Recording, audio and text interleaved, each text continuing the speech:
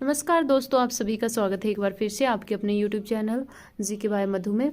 दोस्तों, आज हम आप ये जो बुक देख रहे हैं भारत का इतिहास, ये है जिस भी स्टूडेंट ने MDU यूनिवर्सिटी BA डिस्टेंस से जो अभी 2022-23 के लिए जिसने एडमिशन लिया है, तो उनकी ये बुक है भारत का इतिहास, हिस्ट्री की बुक है ये। और जो MDU से जो रोहतक MDU यूनिवर्सिटी है उसके जो भी स्टूडेंट हैं और जो इस बुक का जो है मतलब अच्छे से इसको समझना चाहते हैं, तो उनके लिए ये वीडियो है। तो आज हम इस बुक का जो है एक चैप्टर हम करेंगे और कंप्लीट नहीं हो पाए तो हम दूसरी वीडियो में इसको कंप्लीट कर लेंगे। तो इसमें 19 अध्याय हैं दोस्तों, इसमें 19 अध्याय हैं और आज हम करेंगे अध्याय नंबर 1 इतिहास के स्रोत। तो हम पहला ये चैप्टर करने वाले हैं और ये 5 से लेकर 14 तक जो है ये चैप्टर है, पेज नंबर 5 से और पेज नंबर 14 तक। इसमें 10 पेज हैं, तो आज हम जितने पेज हो सकेंगे उतना करेंगे और ज़्यादा से ज़्यादा इसमें कवर करने की कोशिश करेंगे। तो चलिए वीडियो को स्टार्ट करते हैं। तो दोस्तों, हम पहले जानते हैं इतिहास के अध्ययन के बारे में। तो इतिहास का अध्ययन अतीत का अध्ययन होता है, यानी जो इतिहास का अध्ययन होता है वो अतीत का अध्ययन करना ही इतिहास का अध्ययन बोला जाता है। तो गुजरी घटनाओं का सही ढंग से अध्ययन तभी संभव है जब स्रोत प्रमाणिक हो और वे घटनाओं को कल कर्मानुसार प्रस्तुत कर सके। इस अध्याय में हम प्राचीन भारत के इतिहास के स्रोतों के बारे में पढ़ेंगे। तो हम ये जो स्रोत हैं 4 स्रोत, इनके बारे में आज हम इस चैप्टर में पढ़ेंगे, इस वीडियो में पढ़ेंगे। पहला है धार्मिक ग्रंथ, फिर है ऐतिहासिक एवं सामाजिक ग्रंथ, फिर है विदेशियों के विवरण और फिर है पुरातात्विक सामग्रियाँ। तो चलिए हम पहले जो है इन चारों के चारों स्रोतों के बारे में पढ़ लेते हैं। तो यहाँ पर है प्राचीन भारतीय इतिहास के स्रोत, ये तो वही लाइन है। भारत के सामाजिक, आर्थिक, सांस्कृतिक तथा राजनीतिक संरचना को समझने और जानने के लिए उसे क्रमबद्ध तरीके से या लिपिबद्ध करने के लिए इतिहासकार अनेक स्रोतों से जानकारी इकट्ठा करते हैं। भारतीय इतिहास के मुख्यतः 4 स्रोत हैं। भारत का जो ऐतिहासिक, जो सामाजिक, आर्थिक, सांस्कृतिक तथा राजनीतिक जो संरचना है उसको जानने के लिए तथा उसको अच्छे से सूचीबद्ध करने के तरीके से लिपिबद्ध यानी सूचीबद्ध या फिर लिपिबद्ध करने के लिए इतिहासकार अनेक स्रोतों से जानकारी जो है इकट्ठा करते हैं। फिर है भारतीय इतिहास के मुख्यतः 4 स्रोत हैं, ये अभी हमने पढ़ा है। पहला है धार्मिक ग्रंथ, फिर है ऐतिहासिक एवं सामाजिक ग्रंथ, फिर है विदेशियों के विवरण और फिर है पुरातात्विक सामग्रियाँ। तो इस सभी में पुरातात्विक सामग्रियों की इतिहास के लेखन में सर्वाधिक प्रामाणिक जो है माना जाता है और इन्होंने इतिहास को क्रमबद्ध करने में सबसे महत्वपूर्ण भूमिका जो है अदा की है। यानी जो इतिहास से जो पुरातात्विक हमें सामग्रियां मिली हैं, जो भी ऐतिहासिक सामग्रियां मिली हैं, तो उनके इतिहास के लेखन को जो है सर्वाधिक यानी सबसे अधिक प्रामाणिक माना जाता है और इन्होंने इतिहास को क्रमबद्ध करने में सबसे महत्वपूर्ण जो है भूमिका अदा की है। तो सबसे पहले हम देखते हैं धार्मिक ग्रंथ के बारे में। भारत एक धर्म प्रधान देश रहा है और इस धरती पर मुख्य रूप से 3 धर्मों का प्राचीन काल में उदय हुआ है। और वो 3 धर्म कौन कौन से हैं? वैदिक धर्म, जैन धर्म और एक है बौद्ध धर्म। इन सभी धर्मों के ग्रंथ इतिहास लेखन में सहायता करते हैं। यानी इन जो ये 3 धर्म हैं इनके अलग अलग ग्रंथ हैं और यानी जो वैदिक धर्म और जैन धर्म और बौद्ध धर्म के इन तीनों धर्मों के अलग अलग जो ग्रंथ हैं, इन सभी धर्मों के ग्रंथ इतिहास लेखन में जो है सबसे ज़्यादा सहायता हमें प्रदान करते हैं। तो पहला है वैदिक ग्रंथ।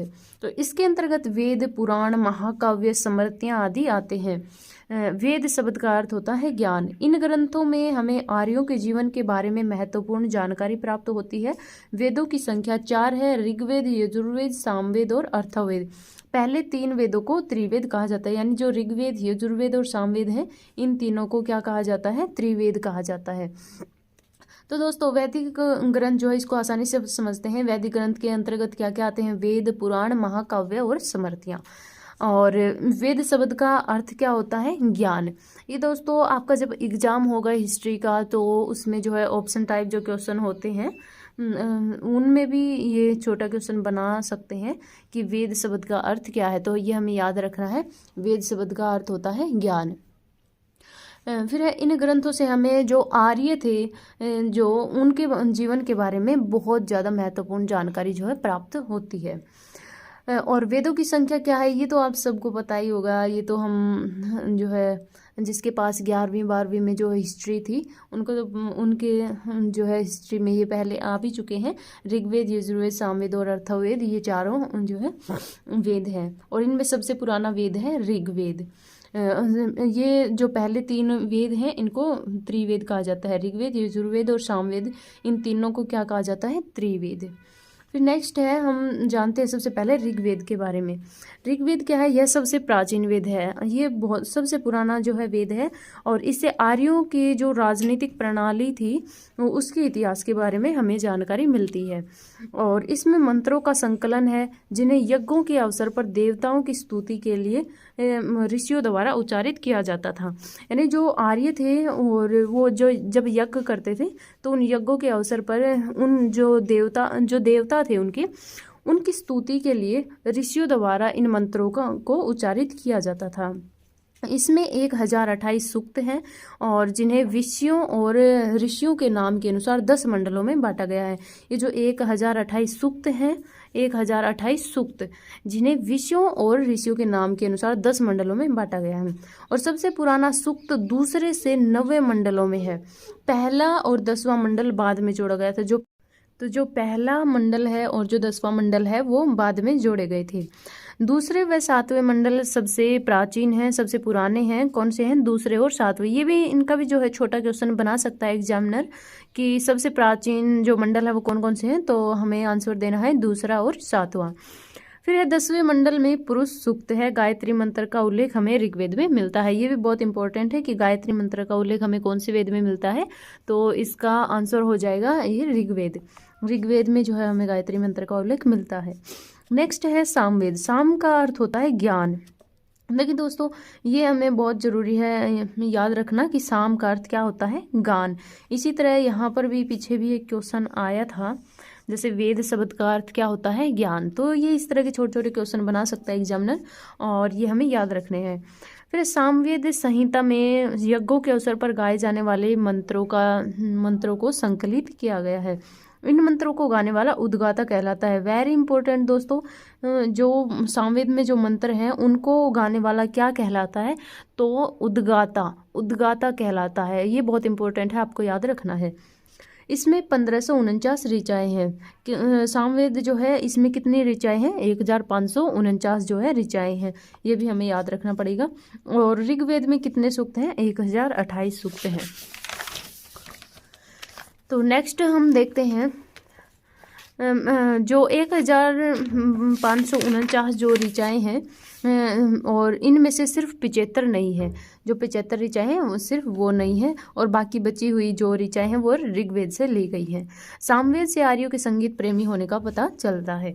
तो ये पूछ लिया जा सकता है एग्जाम में कि जो आर्य हैं उनका संगीत प्रेमी होने का पता कौन से वेद से चलता है, तो ये बिल्कुल आसान हो जाएगा।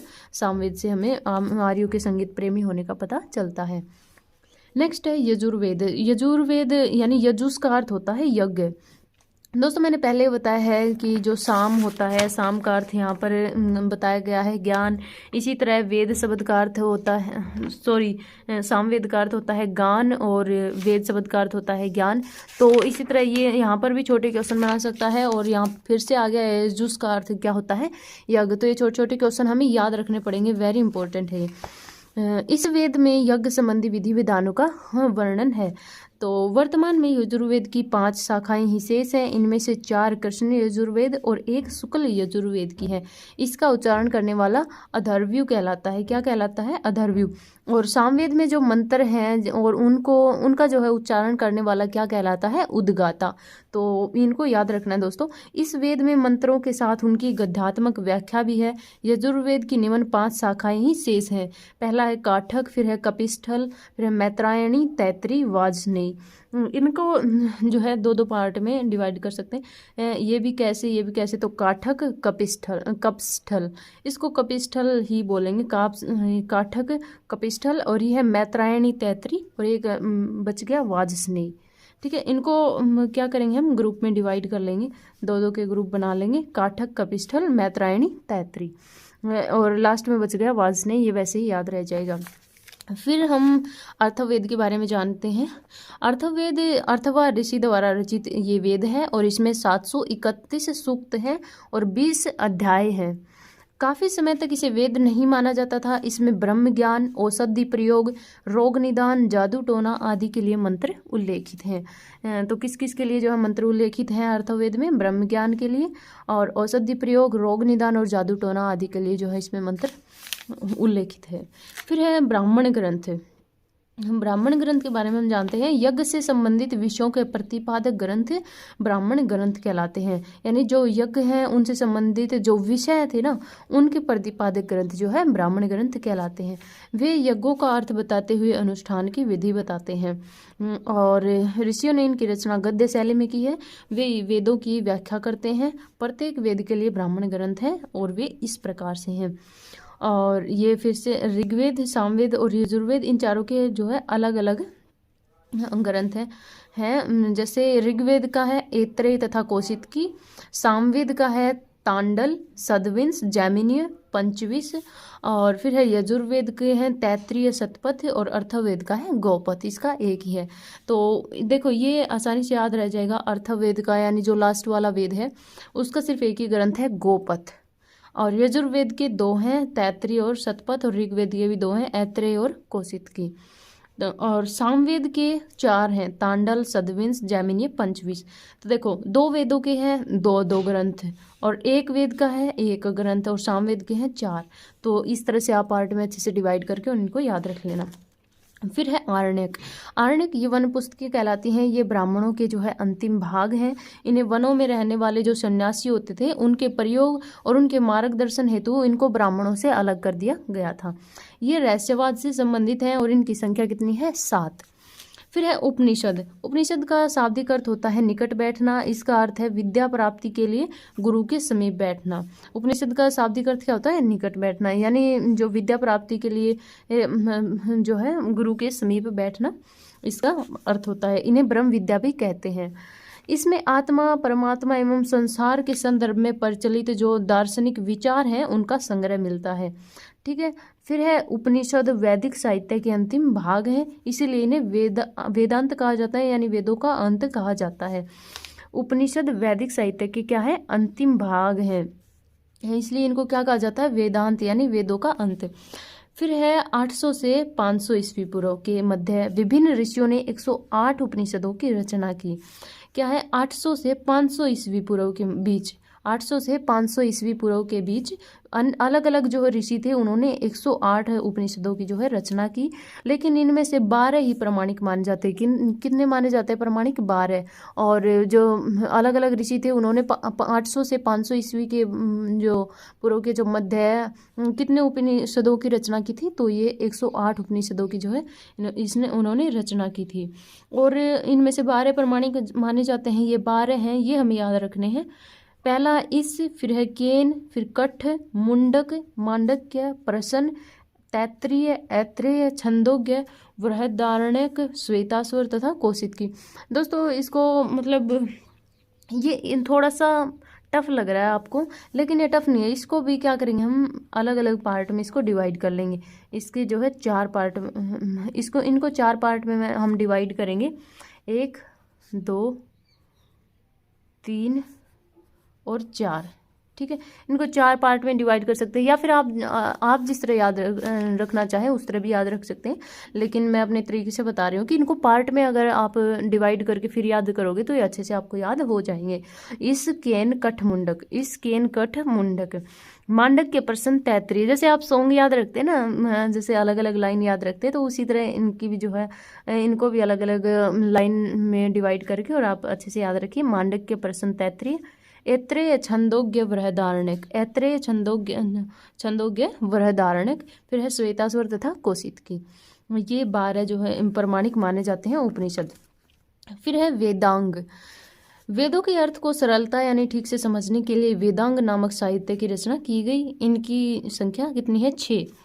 तो वेदों जो वेद हैं उनके अर्थ को, जो उन वेदों जो वेद हैं उनका जो अर्थ है उनको अच्छे से मतलब सरलता से यानी ठीक से समझने के लिए वेदांग नामक साहित्य की रचना की गई। इनकी संख्या कितनी है? 6। और वो 6 कौन कौन सी है? शिक्षा, शिल्प, व्याकरण, निरुक्त, छंद, ज्योतिष। ये हमें याद रखने हैं। तो ये भी किस तरह हम याद रखेंगे? शिक्षा, शिल्प, व्याकरण, निरुक्त, छंद, ज्योतिष। इस तरह पार्ट में जो है हम इसको डिवाइड करके अच्छे से याद रख सकते हैं। फिर वेदांगों के अतिरिक्त निम्नलिखित उपवेद भी हैं। उपवेद कौन कौन से हैं? आयुर्वेद, धनुर्वेद, गंधर्व वेद और शिल्प वेद। आयुर्वेद क्या है? चिकित्सा से संबंधित। ये तो आसानी से याद हो जाएगा दोस्तों, आपको घबराने की जरूरत नहीं है। धनुर्वेद ये किससे संबंधित है? युद्ध कौशल से संबंधित है। गंधर्व वेद ये है संगीत कला से संबंधित है। शिल्प वेद क्या है? निर्माण कला से संबंधित है। तो ये तो आसानी से याद हो जाएंगे, आप अच्छे से इनको याद करके जाना। फिर है समर्तियाँ। इन्हें धर्मशास्त्र भी कहते हैं। इनमें मानव के लिए उसके जीवन से संबंधित कार्यकलापों के बारे में असंख्य विधि निषेधों की जानकारी मिलती है। मनुस्मृति व याज्ञवल्क्य स्मृति सबसे प्राचीन है। ये 200 ईस्वी पूर्व से 100 ईस्वी तक रचे गए। मनुस्मृति से उस समय के भारत के राजनीतिक, सामाजिक एवं धार्मिक जानकारी मिलती है। यानी समर्तियाँ क्या है? इनको धर्मशास्त्र भी कहते हैं। और इनमें मानव के लिए उसके जीवन से संबंधित कार्यकलापों यानी क्रियाकलापों के बारे में असंख्य विधि निषेधों की जो है जानकारी मिलती है। मनुस्मृति व याज्ञवल्क्य स्मृति सबसे प्राचीन है। सबसे पुरानी स्मृतियाँ कौन सी है? ये एग्जामिनर जो है पूछ सकता है। तो ये है मनुस्मृति और याज्ञवल्क्य स्मृति। ठीक है, ये 200 ईस्वी पूर्व से 100 ईस्वी पूर्व तक जो है रचे गए थे। मनुस्मृति से उस समय के भारत के राजनीतिक, सामाजिक एवं धार्मिक जानकारी मिलती है। यानी जो प्राचीन काल में जो भारत की जो राजनीतिक, सामाजिक एवं धार्मिक जो प्रणाली थी उसके बारे में हमें जानकारी जो है स्मृति से मिलती है। फिर है इसी तरह नारद स्मृति से गुप्त काल की जानकारी मिलती है। यानी गुप्त काल की जानकारी हमें किससे मिलती है? नारद स्मृति से। तो नारद स्मृति से हमें गुप्त काल की जानकारी मिलती है। फिर है बृहस्पति, विष्णु, पराशर, गौतम, कात्यायन आदि अन्य स्मृतियाँ हैं। ये जो है अलग अलग स्मृतियाँ इन्होंने बता दी है यहाँ पर। बृहस्पति, विष्णु, पराशर, गौतम कात्यायन आदि अन्य जो है स्मृतियाँ इसमें है। तो फिर है पुराणों की संख्या कितनी है? 18। ये तो हम बचपन से ही पढ़ते आ रहे हैं दोस्तों, स्कूल टाइम से ही पढ़ते आ रहे हैं। पुराणों की संख्या कितनी है? 18। लेकिन ये शायद किसी ने याद नहीं किए कि वो 18 कौन कौन से हैं। तो आज हम इनको याद करेंगे अच्छे से। सॉरी। पहला है ब्रह्म पुराण, फिर है पद्म पुराण, फिर विष्णु पुराण, मार्कंडेय पुराण, अग्नि पुराण, वायु पुराण, भागवत पुराण, नारदीय पुराण, फिर है विष्णु पुराण, ब्रह्म वैवर्त पुराण, शैव पुराण, लैंग पुराण, वराह पुराण, स्कंद पुराण, गरुड़ पुराण, वामन पुराण, मत्स्य पुराण और कुर्म पुराण। दोस्तों अगर आप जो है हिस्ट्री के जो आप अगर नोट्स बना लेते हैं तो आपको बहुत ही अच्छी जो है सहूलियत रहेगी इनको याद रखने में। क्योंकि ये जो है आप जब इनको लिखोगे, जो ये पुराण है इनको लिखोगे तब आपको ये आसानी से याद हो जाएंगे। तो इनको आप फिर से वही पार्ट में अगर डिवाइड करके आप याद रखना चाहें तो इस तरह याद रख सकते हैं। 4-4 के पार्ट में आप डिवाइड करके इनको याद रख सकते हैं। तो फिर नेक्स्ट हम देखते हैं रामायण। इसकी रचना 100 ईस्वी से 200 ईस्वी के बीच महर्षि वाल्मीकि ने संस्कृत में की थी। ये आप सब जानते हैं, बहुत इजी है। और इसमें 12,000 श्लोक थे, लेकिन बाद में इनकी संख्या कितनी कर दी गई? 24,000 कर दी गई। वाल्मीकि रामायण में 7 कांड हैं। कितने कांड हैं? 7। यानी महर्षि वाल्मीकि जी द्वारा रचित जो रामायण है इसमें 7 कांड हैं। कौन कौन से कांड हैं? बालकांड, अयोध्या कांड, अरण्य कांड, किष्किंधा कांड, सुंदर कांड, युद्ध कांड एवं उत्तरकांड। ठीक है, नेक्स्ट है रामायण उस काल के राजनीतिक, सामाजिक एवं धार्मिक स्थिति का ज्ञान देता है। यानी कि रामायण से हमें क्या पता चलता है? उस काल की राजनीतिक, सामाजिक एवं धार्मिक स्थिति का जो है हमें पता चलता है। यह एक महाकाव्य है। नेक्स्ट है महाभारत। महर्षि वेद व्यास द्वारा रचित महाभारत एक महाकाव्य है और इसमें प्रारंभ में 24,000 श्लोक थे। उसे जय कहते थे, इसको जय संहिता भी कहते थे। इसमें जय दे रखा है तो हम जय लिखेंगे एग्जाम में। उसे जय कहते थे। उपाख्यानों के जोड़े जाने के बाद यह महाकाव्य महाभारत हो गया। इन जो उपाख्यान थे उनके जोड़ने के बाद ये महाकाव्य क्या हो गया, महाभारत हो गया। पहले इसको क्या कहते थे, जय कहते थे। वर्तमान में इसमें लगभग 1 लाख के करीब जो है श्लोक हैं और ये 18 वर्षों में विभाजित है। कितने वर्षों में विभाजित है, 18 वर्षों में। और इसमें कितने श्लोक हैं वर्तमान में, 1 लाख श्लोक हैं। ठीक है। नेक्स्ट है बौद्ध साहित्य। महात्मा बुद्ध की मृत्यु के पश्चात उनकी अनेक जो है मतलब चार बौद्ध समितियों का आयोजन किया गया और इनमें 3 पिटकों की जो है रचना हुई और ये पाली भाषा में है। और पिटक का शाब्दिक अर्थ होता है टोकरी। ठीक है। बौद्ध साहित्य की भाषा के आधार पर निम्नलिखित 2 भागों में बांटा जा सकता है।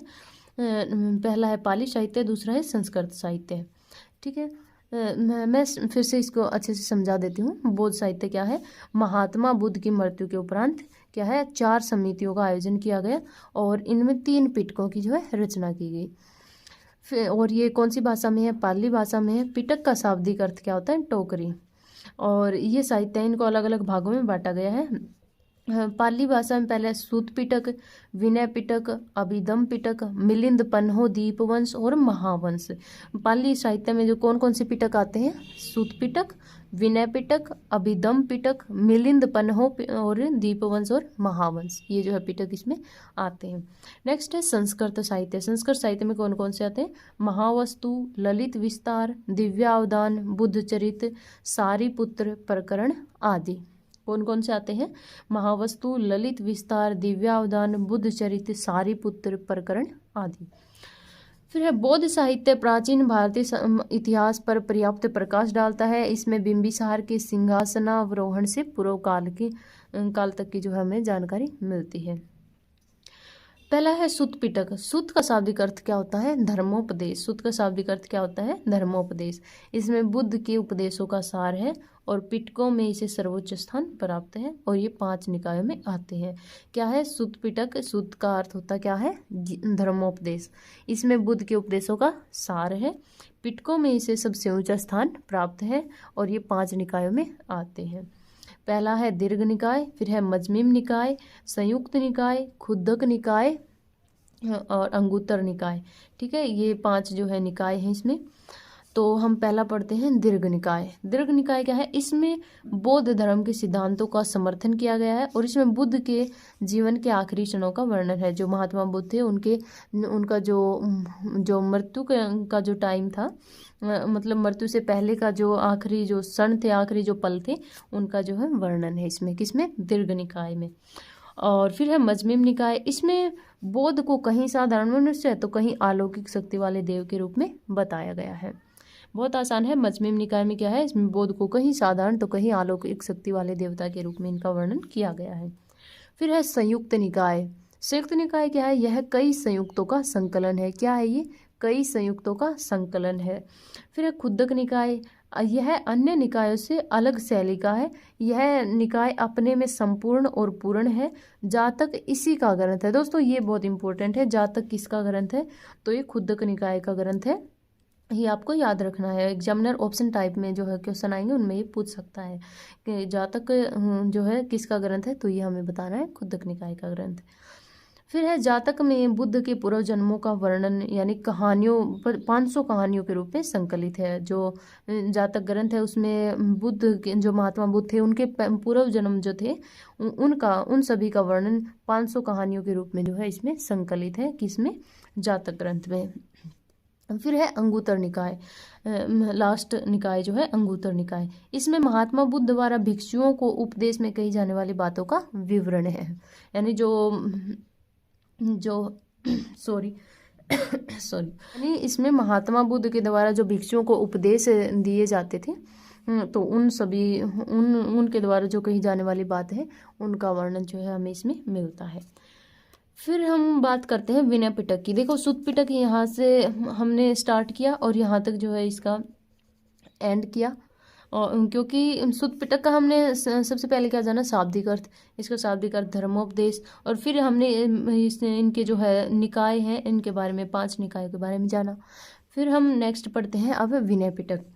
इसमें मठ निवासियों के अनुशासन संबंधी नियम दिए गए हैं। यह 3 भागों में विभक्त है। कितने भागों में विभक्त है? 3 भागों में। और इसमें क्या दिया गया है, मठ निवासी जो मठ में रहने वाले थे उनके अनुशासन से संबंधित जो है नियम इसमें दिए गए हैं। किसमें? विनय पिटक में। फिर सुत विभंग, इसमें बौद्ध भिक्षुओं तथा बौद्ध भिक्षुणियों के जीवन संबंधी नियम है। विनय पिटक को कितने भागों में बांटा गया है? 3 भागों में, सुत विभंग, खंदक और परिवार सॉरी। और सुत्त पिटक को कितने भागों में बांटा गया? 5 भागों में, दीर्घ निकाय, मजमिम निकाय, संयुक्त निकाय, खुद्दक निकाय और अंगुत्तर निकाय। इसी तरह विनय पिटक को 3 भागों में, सुत विभंग, खंदक और परिवार। पहला जानते हैं हम सुत विभंग। इसमें बौद्ध भिक्षुओं तथा बौद्ध भिक्षुणियों के जीवन संबंधी जो है नियम दिए गए हैं। यानी जो बौद्ध भिक्षु थे और जो बौद्ध भिक्षुणी थी उनके जीवन से संबंधित जो भी नियम थे वो इसमें जो है दिए गए हैं। फिर है खंदक। इसमें मठ और संघ के निवासियों के जीवन के संदर्भ में विधि निषेध दोनों की विस्तार से चर्चा की गई है। फिर है परिवार, यह प्रश्न उत्तर के रूप में है। अब नेक्स्ट जानते हैं हम अभिधम पिटक के बारे में। नेक्स्ट जानते हैं हम अभिधम पिटक के बारे में। इसमें बौद्ध मतों की दार्शनिक व्याख्या की गई है और इसका जो है संकल्प अशोक द्वारा आयोजित तृतीय बौद्ध संगीत में, यानी तृतीय जो बौद्ध समिति थी उसमें मोगलीपुत्र तीस ने किया था। और इस पिटक में 7 ग्रंथ है। क्या बताया गया है दोस्तों इसमें? अच्छे से आप इसको समझना। इसमें बौद्ध मतों की दार्शनिक व्याख्या की गई है और इसका संकल्प अशोक द्वारा आयोजित, यानी अशोक के द्वारा आयोजित जो तीसरी बौद्ध समिति थी ना उसमें मोगलीपुत्र तीस ने जो है इसका संकल्प किया था। और इसमें 7 ग्रंथ हैं। इस पिटक में कितने ग्रंथ हैं? 7। और ये कौन सा पिटक है? अभिधम पिटक। नेक्स्ट मिलिंद पन्हो। इसकी रचना नागसेन ने की है। इसमें यूनानी शासक मिनेंडर और बौद्ध भिक्षु नागसेन का जो है दार्शनिक वार्तालाप है। क्या है? इसकी रचना नागसेन ने की है। मिलिंद पन्हो जो है इसकी रचना किसने की है? नागसेन ने। इसमें यूनानी शासक मिनेंडर और बौद्ध भिक्षु नागसेन का दार्शनिक जो है वार्तालाप है। किसमें है? मिलिंद पन्हो में। फिर है दीपवंश। यह सिंघल द्वीप के इतिहास पर प्रकाश डालता है। यह किस पर प्रकाश डालता है? सिंघल द्वीप पर। सिंघल द्वीप के बारे में के जो इतिहास है उसके बारे में जो है इसमें वर्णन किया गया है। किसमें? दीपवंश में। नेक्स्ट है महावंश। इसकी रचना भदंत महानामा ने की है और यह मगध के राजाओं की क्रमबद्ध सूची प्रदान करता है। महावस्तु और ललित विस्तार। संस्कृत भाषा की इन पुस्तकों से महात्मा बुद्ध के जीवन के बारे में महत्वपूर्ण जानकारी जो है मिलती है। क्या है? देखो महावंश में क्या था, इसकी रचना भदंत महानामा ने की है और ये मगध के राजाओं की क्रमबद्ध जो है सूची प्रदान करता है। जो मगध के जो राजा थे उन सब की क्रमबद्ध सूची जो है प्रदान करता है। कौन सा वंश? कौन सा? दीपवंश। और जो यहाँ पर देखिए मिलिंद पन्हो की रचना किसने की है? नागसेन ने। तो ये हमें याद रखना है कि मिलिंद पन्हो की जो रचना किसने की है? नागसेन ने। और महावंश की रचना किसने की है? भदंत महानामा ने। नेक्स्ट देखते हैं हम दिव्यावधान। दिव्यावधान में क्या है? इससे परवर्ती मौर्य शासकों और शुंग वंश की व्यापक जानकारी मिलती है। हमें दिव्यावधान से क्या प्राप्त होता है? इससे परवर्ती मौर्य शासकों और शुंग वंश की व्यापक हमें जानकारी मिलती है। फिर बुद्ध चरित्र, सौंदरानंद और सारिपुत्र प्रकरण, इन 3 ग्रंथों के रचयिता असव घोष हैं। कौन है? बुद्ध चरित्र, सौंदरानंद और सारिपुत्र प्रकरण, इन तीनों ग्रंथों के रचयिता कौन है? असव घोष, जो कुषाण शासक कनिष्क के दरबार में थे। जो कुषाणों के जो शासक थे कनिष्क, उनके दरबार में कौन रहा करते थे? असव घोष। और इन्होंने किस किस ग्रंथ की रचना की थी? बुद्ध चरित्र, सौंदरानंद और सारिपुत्र प्रकरण। नेक्स्ट है जैन साहित्य। जैन साहित्य में हम पढ़ेंगे जैन साहित्य भी बौद्ध साहित्य की तरह ही इतिहास लेखन में सहायता करते हैं। जैन साहित्य को आगम कहते हैं। जैन साहित्य को क्या कहते हैं? आगम। इनकी रचना महावीर की मृत्यु के पश्चात विभिन्न जैन संगीतियों में हुई थी। यानी इनकी रचना जैन साहित्य जो जिनको आगम कहते हैं, इनकी रचना कब हुई थी? महावीर की मृत्यु के पश्चात अलग अलग जो जैन समितियां हुई थी उनमें हुए थे। इनमें 12 अंग, 12 उपांग, 10 परकीरण, 6 छेद सूत्र, 4 मूल सूत्र, अनुयोग सूत्र व नंदी सूत्र शामिल है। क्या क्या शामिल है? 12 तो अंग है इसमें, और 12 उपांग हैं, 10 परकीरण हैं, 6 छेद सूत्र हैं, 4 मूल सूत्र हैं, और अनुयोग सूत्र व नंदी सूत्र इसमें क्या है? शामिल है। नेक्स्ट है मूल सूत्र में जैन धर्म के उपदेश, भिक्षुओं के कर्तव्य, विहार, जीवन पथ, नियम आदि का वर्णन है। नंदी सूत्र और अनुयोग द्वारा जैनियों के स्वतंत्र ग्रंथ तथा विषवकाश है। भद्रबाहु चरित्र, त्रिलोक पर्जटित, परिशिष्ट परव, कल्पसूत्र आदि प्रमुख जैन धर्म में जैन ग्रंथ है। कौन कौन से हैं? भद्रबाहु चरित्र, त्रिलोक पर्जटित, परिशिष्ट परव, कल्पसूत्र, ये ग्रंथ हैं, जैन ग्रंथ है। तो आप इनको अच्छे से याद रखिएगा। भद्रबाहु चरित्र, त्रिलोक पर्जटित, परिशिष्ट परव और कल्पसूत्र, इनकी रचना प्राकृत में हुई है और ईसा की 6ठी सदी में गुजरात के वल्लभी में इन्हें संकलित किया गया था। कब इनको कब संकलित किया गया था? ईसा की 6ठी सदी में गुजरात के वल्लभी में इन्हें संकलित जो है किया गया था। और जैन साहित्य में 24 तीर्थंकरों के जीवन से परिचित कराने के अतिरिक्त उत्तर प्रदेश एवं बिहार की ऐतिहासिक और राजनीतिक स्थिति के बारे में बहुमूल्य हमें जानकारी प्रदान करते हैं। जैन साहित्य हमें 24 तीर्थंकरों के जीवन से परिचित कराने के अतिरिक्त क्या क्या हमें प्रदान करते हैं? उत्तर प्रदेश एवं बिहार की जो ऐतिहासिक और राजनीतिक स्थिति थी उसके बारे में हमें बहुमूल्य जानकारी हमें प्रदान करते हैं। तो दोस्तों हमने यहाँ पेज नंबर 8 जो है यहाँ तक आज हमने इस चैप्टर को कवर कर लिया है। और आज की वीडियो में इतना ही हम चैप्टर जो है कवर करेंगे। और ये पेज नंबर 14 तक है, ये चैप्टर पेज नंबर 14 तक। देखिए पेज नंबर 14 पर ये आ गया, तो पेज नंबर 13 तक ही है। तो दोस्तों आज की वीडियो में इतना ही। और आपको अगर अच्छे से समझ में नहीं आया हो तो आप कमेंट में आप पूछ सकते हैं, आप कमेंट कर सकते हैं बेझिझक। और आप जो भी आपके मन में जो क्वेश्चन है वो आप जो कमेंट करके आप पूछ सकते हैं। ये बुक है, ये कंप्लीट हो जाएगी हमारी। अभी आइडिया तो ऐसा कुछ है नहीं, लेकिन एग्ज़ाम से पहले जो है हमारी ये बुक कंप्लीट हो जाएगी। इसमें शायद 19 चैप्टर हैं और ये 19 के 19 चैप्टर हम ये जो है अपनी वीडियोस में अपनी यूट्यूब पर मैं डालती रहूँगी और इनको कंप्लीट करवा दूँगी। तो दोस्तों मिलते हैं हम नेक्स्ट वीडियो में। लेकिन उससे जाने से पहले मैं आपको कुछ कहना चाहूँगी, आपसे रिक्वेस्ट करना चाहूँगी कि आप मेरे चैनल सब्सक्राइब कर लें और बेल आइकन को प्रेस कर दें, ताकि मैं हर रोज़ वीडियो डालती हूँ तो जो नोटिफिकेशन है वीडियो का वो आपको मिल सके। और वीडियो को लाइक कीजिएगा अगर आपको वीडियो अच्छे लगे तो मिलते हैं हम नेक्स्ट वीडियो में। तब तक के लिए बाय बाय दोस्तों।